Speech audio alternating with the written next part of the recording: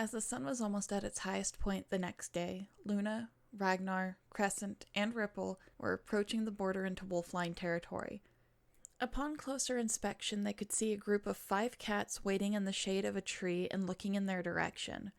Ripple perked up her ears at seeing others like herself for the first time.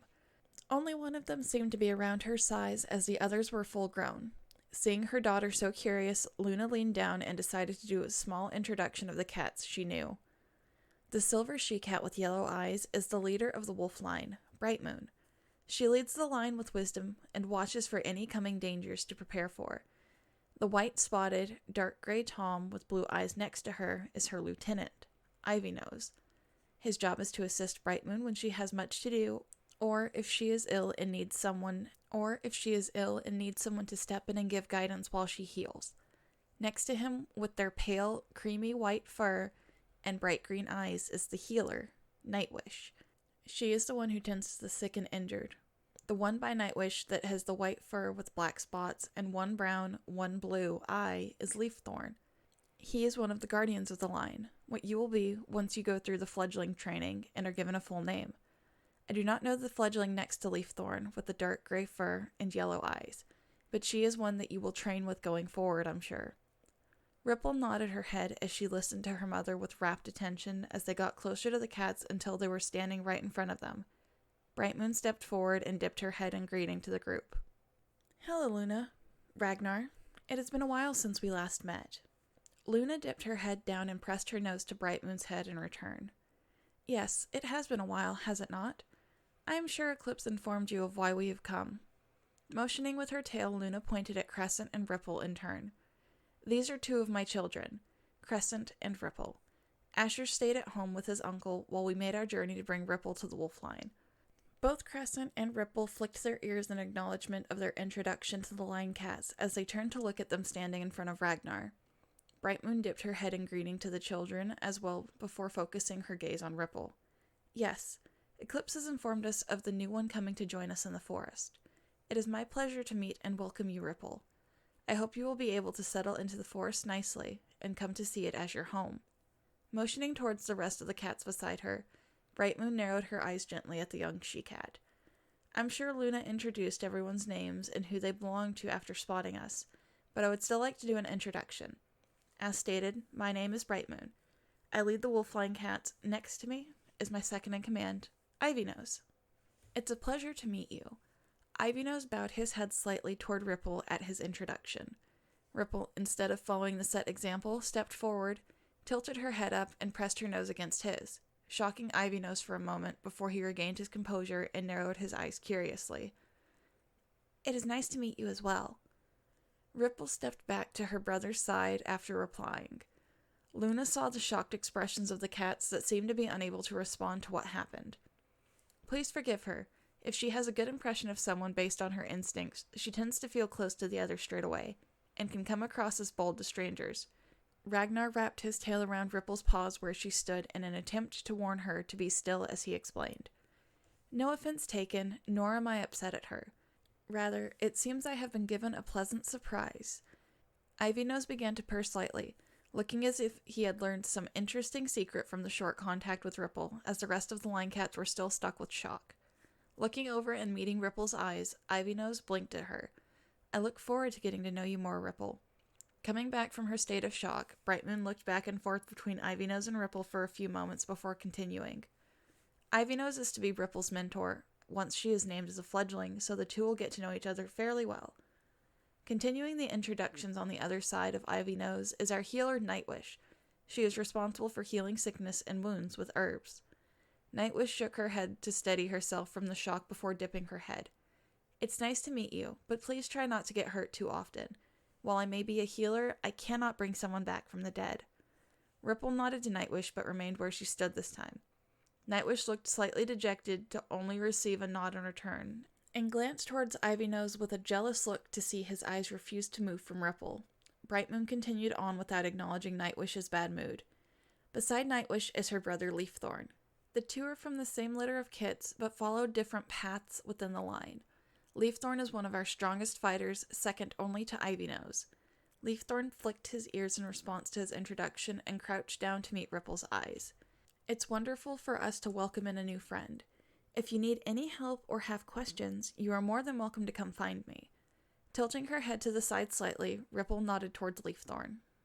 Thank you. I will keep that in mind. Before Brightmoon could continue, Leafthorn motioned with his tail to the young she-cat beside him. This is the fledgling under my tutelage, Flameling. Once you are named as a fledgling, you two will be in the same den and may sometimes train together going forward. I hope you two can become good friends. Ripple looked towards Flameling, who during the introductions had not looked up from her paws.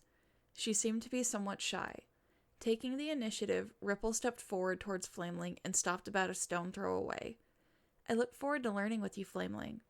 At the sound of Ripple's voice being so close, Flameling looked up and was shocked to meet Ripple's eyes at such a close distance before turning away. I also look forward to training with you. Flameling's voice faded at the end of her greeting, as if uncertain of the words said. Not intending to make it any more difficult on Flameling, Ripple stepped back to her brother's side. Brightmoon looked between Luna and Ragnar.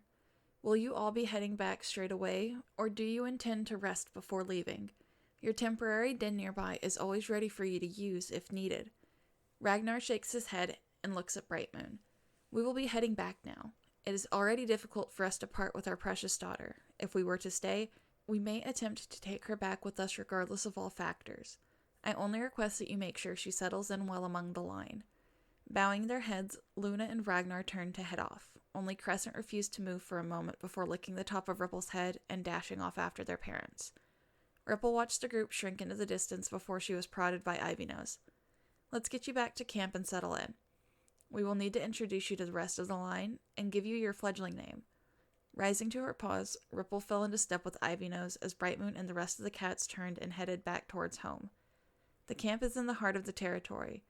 The entrance is very hidden from foxes, badgers, and rogues. It is the safest place for us and where the founders initially lived, when they learned from Eclipse. Ripple listened to Ivynose explain a bit about the camp positioning and history for its placement. Ivy, I don't think I've ever seen you so talkative before. Nightwish quipped toward the usually stoic lieutenant. Nor as expressive or dismissive about proximity with another cat. He is always so picky on talking to others or being so close to them. Leafthorn jumped in with his own teasing at Ivynose, causing Ripple to look at him confused. Pay them no mind, they are just upset you did not greet them as warmly. Nodding her head, Ripple continued to keep pace as they made way for the camp. The entire time Ivynose kept his eyes on her, thinking back to the brief moment her nose touched his. In that moment, it was as if all things had cleared out of his mind except his eyes meeting hers, and how they had narrowed slightly in amusement as a whisper passed through his mind. A whisper that shared the same voice with Ripple, saying nothing other than, hello. In the moment, he did not hear the words she said aloud due to his shock at the sudden contact and what came from it. When he came to his senses, everything had flooded back into his consciousness. Sights, sounds, and more. But for a short while, they seemed more prominent. Ripple had shown him a small display of abilities that seemed to be somewhat passive or at least directed by contact. Brightmoon had already informed him of what exactly Ripple was to the forest cats, but they had no knowledge of what she could do. He did not intend to tell the others about that short moment until he learned a bit more about Ripple herself. He noticed occasionally Brightmoon would glance over her shoulder at him with curious eyes, but he just shook his head in turn. Upon reaching the camp entrance, Brightmoon entered first into a small hole blocked by vines and bramble bushes that you could not see unless you either knew where it was or felt the need to explore said spot.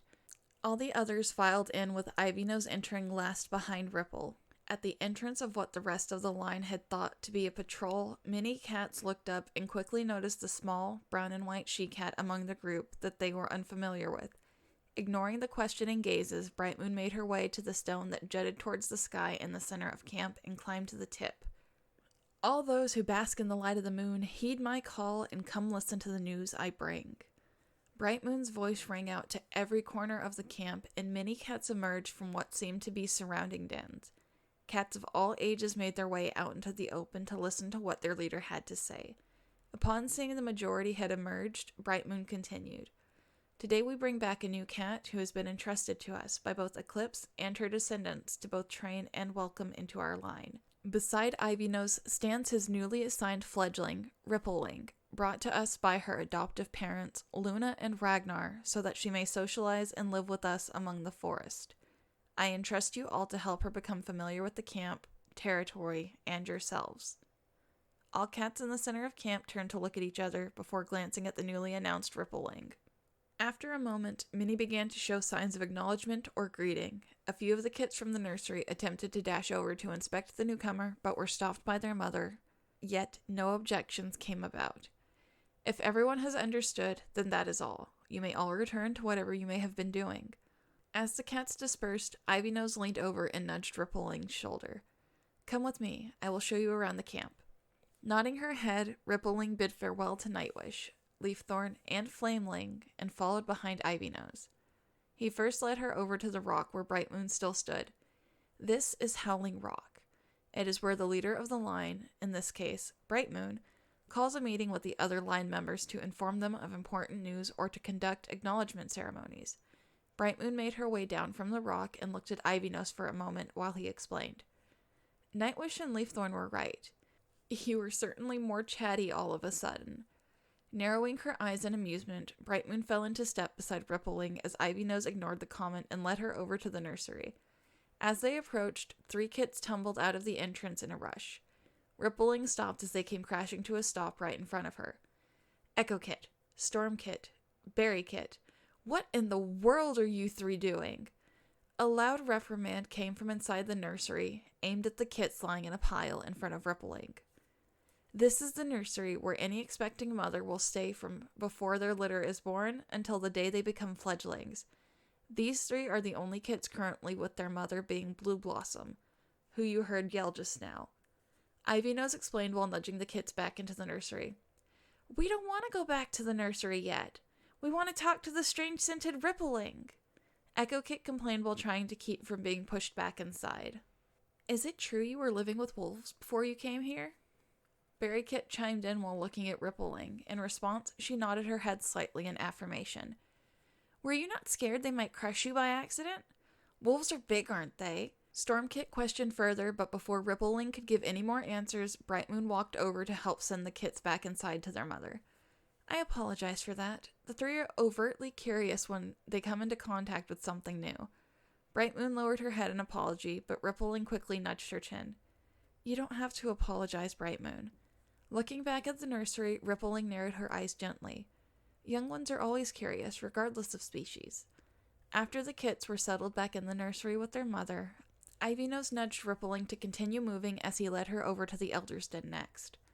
This is where those who retire from the role of guardians stay. They have served their time and now just relax within the camp for the most part. They can also tell you some old tales of things from the past if you are ever interested in listening to their chatter. Before Ivy-Nose could set into his explanation, Brightmoon interjected about the current stop receiving a slight glare from her lieutenant in the process. Shaking her head in amusement, Brightmoon narrowed her eyes playfully at Ivy-Nose.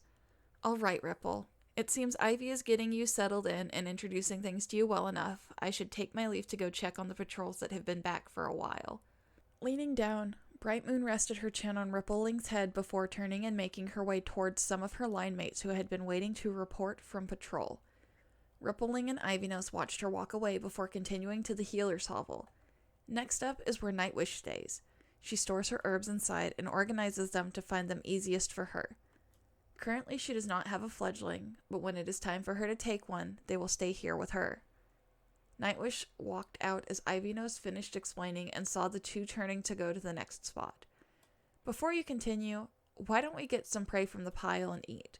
I'm sure Ripple hasn't eaten anything since this morning and could use the food." Looking down at Rippling, Nightwish motioned with her tail for them to follow.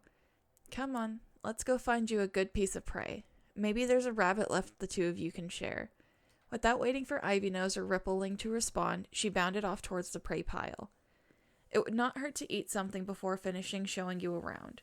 Ivy-Nose started after Nightwish, with Rippling on his heels. He had come to realize the young she-cat rarely spoke, but when she did, it was blunt and to the point, or at least straightforward. She was similar to him in a way, yet different, so he finally came to understand why Eclipse requested Brightmoon to make him her mentor. She seemed to communicate more by actions, expressions, and physical contact, like touching her nose to another animal. Plus, there was that strange sensation when her voice seemed to enter his mind. Rippling had greatly piqued his intrigue, and he has strong curiosity towards what this young cat would show them in the future.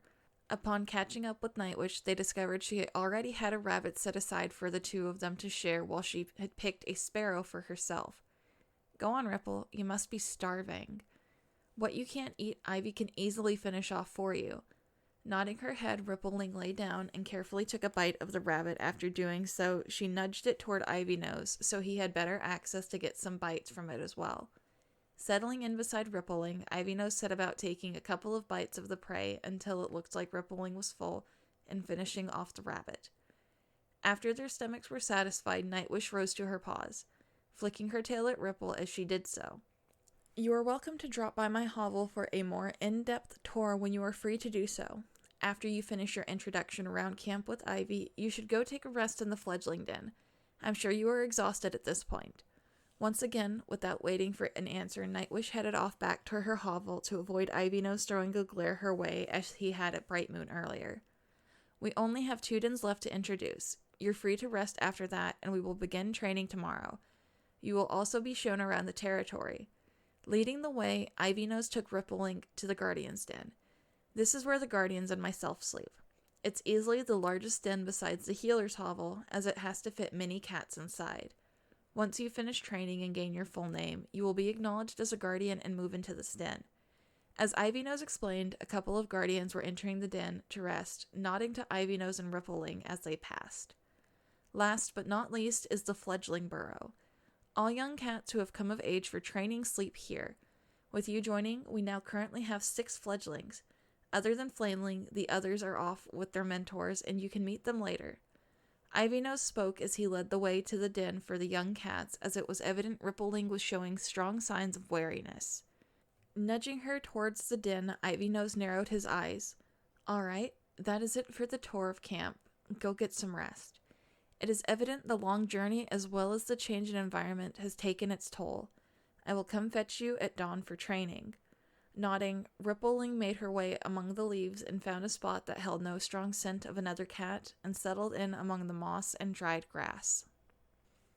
Hello, Moonshines. Welcome back, and thank you for listening to Chapter 3 of Soul of a Wolf.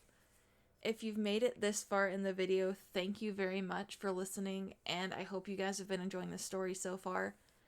I know I keep saying this at least the end of each video so far. I hope you all are enjoying the story of Ripple and her journey and excited to see more. I'm having a lot of fun writing the story, and I'm also happy that I've gotten the chance to start reading off a new story starting on Tuesday. It'll upload at 9 a.m. just like these do on Sunday. But the next one that I'm doing, I have actually received permission from a deviant that I follow on DeviantArt. And it's a story that's already basically been finished, at least from what I can remember, unless they've been doing any kind of editing recently. But it will go up with readings for parts of it on both Tuesday and Thursday until I finish the series. If you have made it this far, though, don't click off the video just yet. I do have a slight extra scene that I will be putting in after this little, outro. And I hope you guys are interested to listen to what it has to tell you about the events of the night after Ripple has gone to bed. But for now, I will see you guys later. Bye-bye. Bright Moon sat at the top of Howling Rock, staring at the small piece of moon left in the sky. She sat contemplating the events of the day and where things would lead to in the future now that Rippling had joined them. None of the cats had been severely outspoken in welcoming her into the line, but some of the noisier ones had not been present when they returned. Nightwish and Leafthorn were very welcoming and had informed her upon giving their speculation report after interacting with Rippling slightly that she held no ill will or intent but carried an air of determination. Leafthorn also said while Flameling was hesitant, she also seemed excited to spend some time getting to know Rippling. As Bright Moon continued to progress through her thoughts, they were stopped as Ivy Nose joined her on the rock. What has got you thinking so hard, Bright? Ivy Nose settled in beside her and followed the direction of her gaze, finding it was looking at the fledgling burrow. Ah, I see. Ripple's arrival has shaken you somewhat. Bright Moon nodded her head as she gazed at the den. You know what it means for one with a wolf's soul to join us, Ivy. Things have started into an unknown tragedy that can befall us should we be ignorant and ignore the signs. Eclipse and her descendants put one of their own in our midst for the sake of all of us here knowing the risks that could befall her. Who knows what difficulty they had allowing it, and yet still did. Crossing her paws, she lay her chin down atop them and narrowed her eyes. You took such a quick liking to her that easily would make all the female guardians jealous at how gentle and forthcoming you are toward a stranger that just arrived. Her tone rose up slightly at the end, teasing her old friend and source of stability. Twining his tail with hers, Ivy-Nose kept his gaze on the fledgling burrow. She holds many surprises for the residents of the forest, Bright. I got one such surprise when we met them at the border, but I don't want to disclose the full occurrence until I learn more.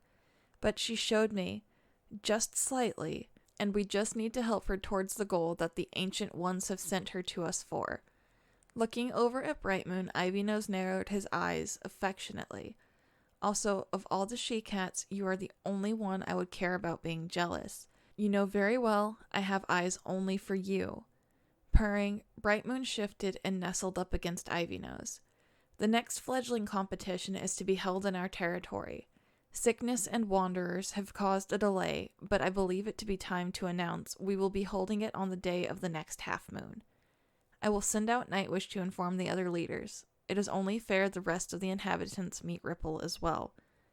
Ivy-Nose made a noise of acknowledgement and rested his chin on top of Bright Moon's head. The two looked up at the moon, and the same thought crossed their minds. Please, let this new Ripple make a wondrous change towards the oncoming future.